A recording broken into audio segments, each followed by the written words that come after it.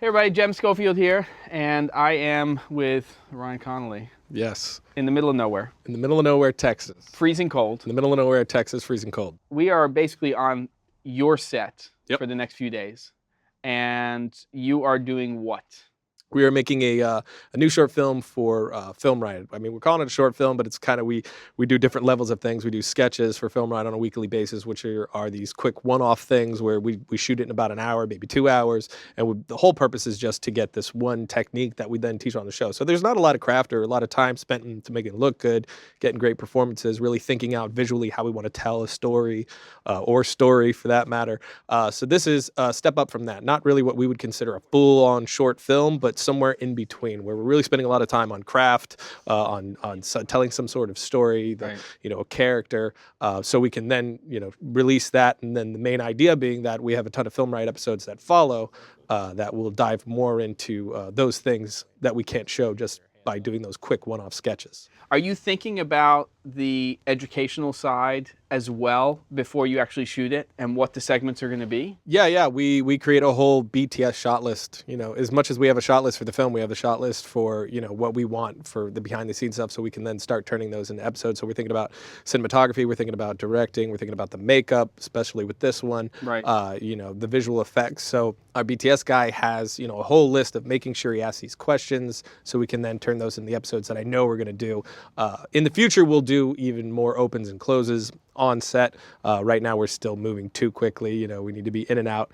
But we'll evolve it even more to be even more in depth as we go. But we make sure we have the very specific things that we want to be able to talk about. Because when we're doing one like this is when we can really dive into the ideas of directing and cinematography and things like that. How many episodes do you think you'll wind up building out of this? Probably at least 4. Okay. Yeah, maybe more, but at least 4. And you guys almost always play humor into something that you're doing. So yeah. what's the what was the seed for this particular short? Well, it just started, all my ideas come in different ways, but it's always, I get this, it's not really like this full concept. It's usually this moment that I think, that interests me or that I think is funny.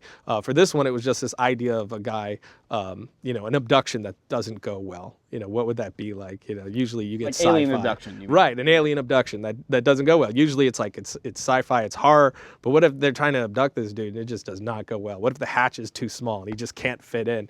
And then I just got the idea of, what if this guy's like dream, his life dream is to be abducted, but here comes the ship and he's just too heavy. It can't lift him. And so this will be like a 4 or 5 page script? Yeah, it's about 5 pages, maybe 4.5. It's a pretty condensed sort of thing. One location, just interior, exterior, right. So we can still knock it out as quick as possible, but then also focus in on those areas I was talking about. So script is done. Yep. And then from what I know, you have basically a team of people that you work with on a regular basis. Yeah. So how do you then start to plan to get to this point where we're actually on set? I try to get people on as early as possible because we move so fast. But once I'm done with the script, I send it out to all my collaborators, even my sound guy, because I want him to be able to go through that, see what sort of sounds we need. If we need some custom stuff, this is sort of a sci-fi piece, so we want to make some custom sounds. What is a UFO going to sound like? We start having that discussion so we can move fast in post. This process was in the back end, or the front end rather, in pre-production. It's a lot about me going through the script, combing through that, creating the shot list, making the plans with my brother, and then starting to bring in the pro level people, getting their input on it, and then here we are. It's a much more minimalistic approach than usual, and it was a really short setup time. I think it was 2 weeks total. Yeah, and I mean, I think that people need to understand, who maybe don't do this on a regular basis, that it's very oftentimes about that stage, which allows, once you get onto set, for you to be able to do something successfully. Yeah, totally. I mean, I like to make my movie. It's sort of a Hitchcockian process, I guess. It's I like to make the movie before I make the movie. Right. I know exactly what it's going to be. I know exactly how I'm going to edit it. When I'm creating my shot list, I'm editing the film in my head, and then I just watch it over and over again while I listen to music, the same music that I used when I wrote the script. That way, on set, it can be, slightly less stressful, and we can try things. So I can throw out that initial plan, let that be sort of the backbone to what we're doing. But we don't have to stick hard and fast to that. We start, creating the film and finding those moments of magic, Right. and collaboration with other people who think of things that I never thought of before time. With Ryan, it's a lot about. I always make this Evernote list, this reference board of all these shots that I think the short should feel like. Also, give him my music playlist. I always give everyone the music playlist, because that gives you the sort of what sort of emotion and you want from the piece, and then everybody can start seeing that too. So it's about bringing them on as early as possible, showing them what I think, and then them being able to fire back with their ideas and let the thing evolve before we even step on set. Okay. Maybe we should just go inside and start to take a look at the space. Yeah. And then when we start to take a look at it, maybe we'll talk a little bit about set decoration and a little bit about your camera choice. Cool. For the project. That's good. All right, cool. Let's go. All right. So this is A lot warmer. a lot warmer. Yep. And how many scenes are you doing? We only got 2 scenes. So this is one of the... Yeah, and it's basically split right down the story. So it's like the first half takes place inside, second half move outside once, the UFO draws them out. And how many days are you shooting? Only 2 nights. So today is load-in and like pre-light and stuff? Pre-light, prep. So we got to do some set decoration in here, which not half as much as I thought we were going to, because some of the other cabins that we were looking at, they were pretty bare. So we went out and bought all this stuff that we thought we were going to fill this place out with, and then we showed up here. Crazy stuff in Yeah, and it feels like somebody already came through for us. None of this stuff was, it was all No, in here. so far we didn't haven't bring this touched in. anything. We're really only bringing in specific like Ned stuff to fill out the space to make it feel like So Ned's been who here is for a this while. character? He's like this outcast sort of character, not not by his own doing, but just by his mere nature. So the whole UFO thing is like his thing, like the thing where he belongs. Does he live here? No.